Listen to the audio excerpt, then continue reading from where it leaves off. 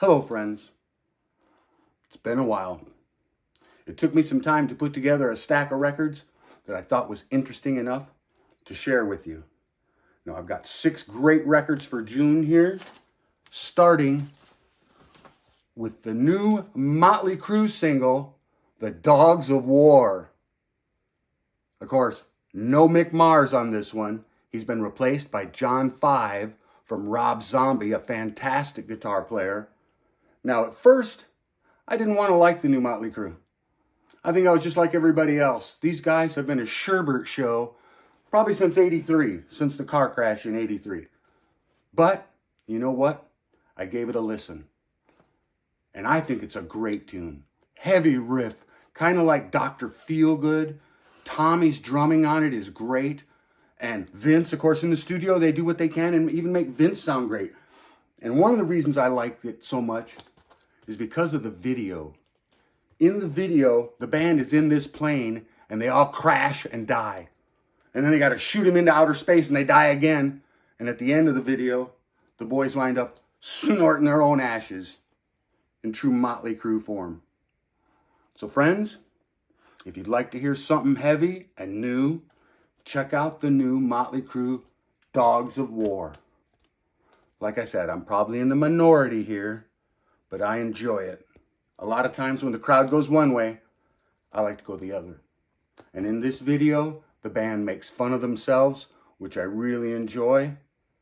Don't let the dogs of war come knocking at your door, and don't let the bastards keep you down. That's the message from this. Next up, I went to my first record show here in Eau Claire, sponsored by my buddy Seth over at Abraxas Records. Shout out to Abraxas Records in Eau Claire, our second record store. I picked up 5 killer records at the record fair. What I enjoyed is I got to trade for some of these.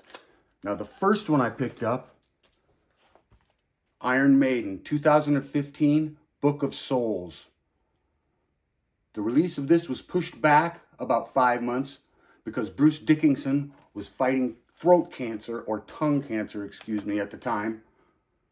So he had just finished cancer treatments when they made this record.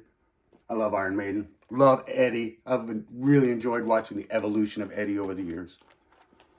Now, I didn't have this Maiden in my collection, so I was extremely excited to snap that up. I did have Empire of the Clouds, because they did a record store day release, so I've heard at least of that off of here. And I'm excited to hear this. Now, it went to #1 in the UK. As I mentioned, this was 2015, right after Bruce had beaten cancer. The next thing I picked up, 2011, From Fear to Eternity. This is their greatest hits from '90 to 2010 on picture discs. And I did not give $70 for it, because like I said, it was a record fair. So I took down some records and traded for this one. It says it's sealed. We're going to unseal it. Take a look at these picture discs. I've enjoyed watching the evolution of Eddie over the years. I got to see him in 1980, open for Priest. In '82, I got to see him open for the Scorpions. In '85, I got to see him with Twisted Sister in Jacksonville. And then I believe it's about 2012 last time I saw them. This has, like I said, their greatest hits. Even has a couple Blaze Bayley tunes on here. But Bruce sings them. So let's check out these discs. Now, they've got 3 different forms of Eddie on the front of this cover. Here from Dance of Death. Right here on the tank would be A Matter of Life and Death. And the Burning Wicker Man would be from Brave New World. Here's the first disc.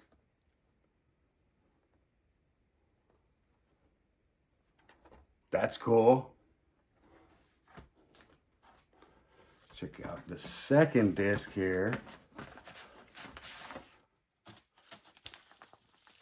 This is a good shot of the band. That's cool.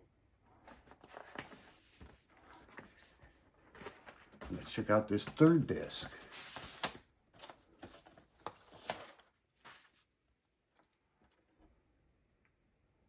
Another shot of the band live.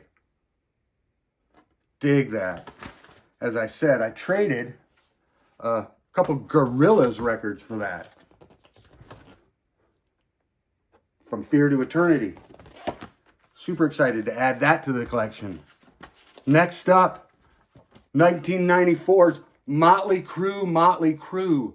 I found this down there. I've heard good things about this record. Of course, no Vince Neil on here. He was booted out of the band, or he was either fired or he quit, depending on who you believe.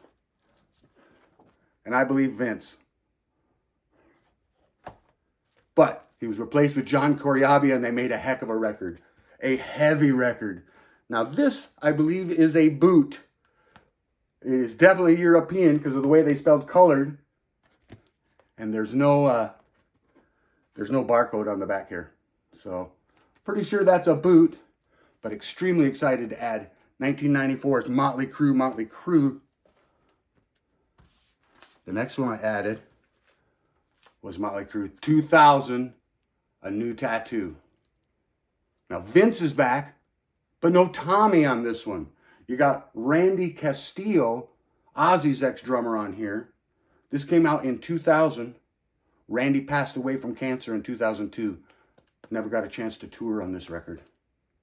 Now the cover of this record was inspired by Bruce Dickinson's solo album, Tattooed Millionaire. The title track on that album is about Bruce's wife having an affair with Nikki Sixx from Motley Crue. So there's a tie-in between Iron Maiden and Motley Crue. Of course, Crue being Crue. Now this, I believe, is a boot as well, because it does have a barcode. It says Motley Records, but I don't know what the heck that is up there.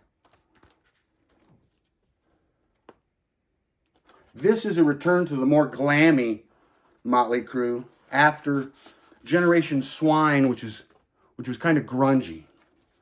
And it comes on this cool wax right here. Is that awesome? I love it.